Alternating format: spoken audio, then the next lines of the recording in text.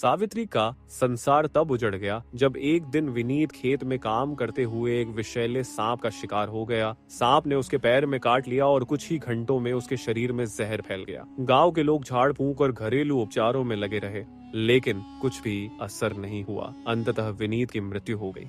यह खबर सुनते ही सावित्री पर मानो बिजली गिर पड़ी। वह पति के शव से लिपटकर रोने लगी। उसकी आंखों से आंसू रुकने का नाम ही नहीं ले रहे थे। गांव की महिलाएं उसे समझाने आईं, लेकिन उसकी हालत देख सबका मन द्रवित हो गया। उसका पूरा संसार ही खत्म हो चुका था। वह सोच भी नहीं सकती थी कि अब उसके जीवन का क्या होगा। उसकी दुनिया का केंद्र ही छिन गया था। पति की मृत्यु के बाद सावित्री के लिए दुनिया पूरी तरह बदल गई। पहले जो रिश्तेदार और पड़ोसी उसे सम्मान देते थे, वही अब उससे दूरी बनाने लगे। एक विधवा का जीवन कितना कठिन हो सकता है, यह अब उसे समझ में आने लगा था।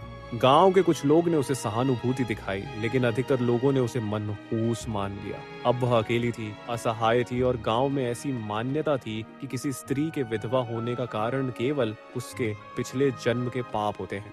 गांव के कुछ अधेड़ पुरुष उसे घृणित नजरों से देखने लगे। पहले जो उसे सम्मान देते थे, अब वही उसे हवस की नजरों से घूरते हुए उसकी लाचारी का फायदा उठाने की कोशिश करते। एक दिन जब सावित्री अपनी जर्जर झोपड़ी के बाहर बैठी थी, तो उसने देखा कि गांव के बाहरी मार्ग पर 3 तेजस्वी रथ चले आ रहे थे। वे दीर्घ सफेद दाढ़ी और भगवा वस्त्र धारण किए हुए थे। उनके चेहरे पर दिव्य आभा थी और उनकी आंखों में अपूर्व शांति झलक रही थी। नेक्स्ट पार्ट देखने के लिए इस चैनल को सब्सक्राइब कर लें। धन्यवाद।